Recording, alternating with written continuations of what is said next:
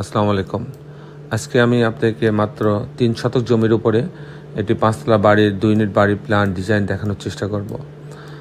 মূল প্ল্যানে যাওয়ার আগে আপনার কাছে অনুরোধ, আপনারা অবশ্যই আমার চ্যানেলটা সাবস্ক্রাইব করবেন এবং বেল আইকনের চাপ দিয়ে রাখবেন, তাহলে প্রতি পর্বে যে ভিডিওগুলো দিই সেগুলো আপনি দেখার সুযোগ পাবেন।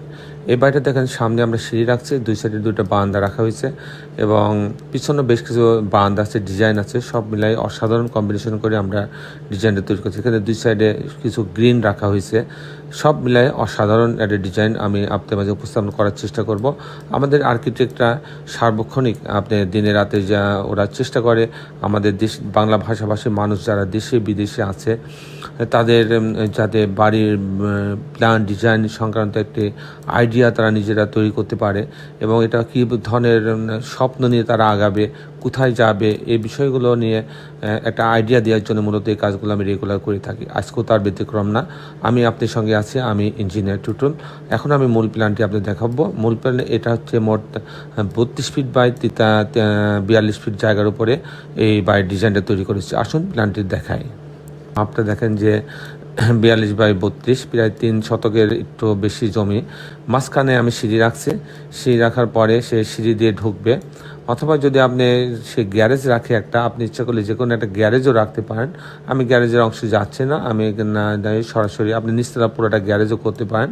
আমি সিঁড়ি দিয়ে ঢুকলাম, ঢোকার পরে যখন ইউনিট এতে যাবে তখন এই দরজায় ঢোকার পরে সে একটা বেশ বড় একটা ড্রয়িং রুম পাচ্ছে।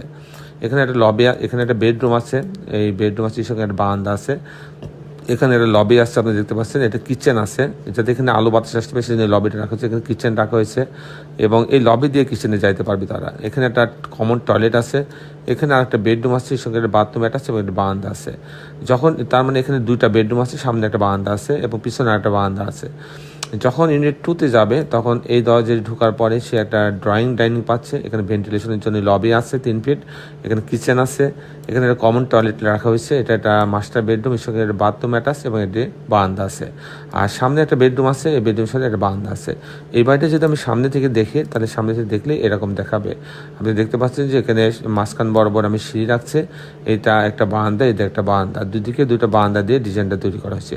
তো দর্শক মণ্ডলী, এই ছিল মোটামুটি। যখন আমি দোতলাতে যাব, দোতলাতে যাওয়ার পরে এখানে কিন্তু এই বারান্দাটাকে এদিকে ভাষায় নিয়ে আসা হয়েছে। এখানেও আর বারান্দা এই সাইডে 3 ফিট জায়গা বেশি নেওয়া হয়েছে। যেমন এই বারান্দাটা স্ট্রেট ছিল, কিন্তু দোতলায় যাওয়ার পর এদিকে আর বাঁকা হয়ে গেছে।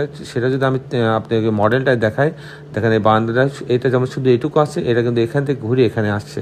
আবার এখানেও একটা বারান্দা সেট করেছি, এখানেও আর একটা বারান্দা সেট করেছি, যার ফলে বাড়ির ডিজাইনটা আরও বেশি সুন্দর হয়েছে। দর্শক মণ্ডলী, এই ছিল মোটামুটি আমার উপস্থাপনা।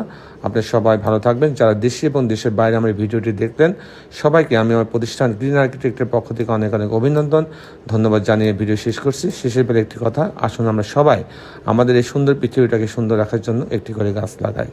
আল্লাহ হাফেজ।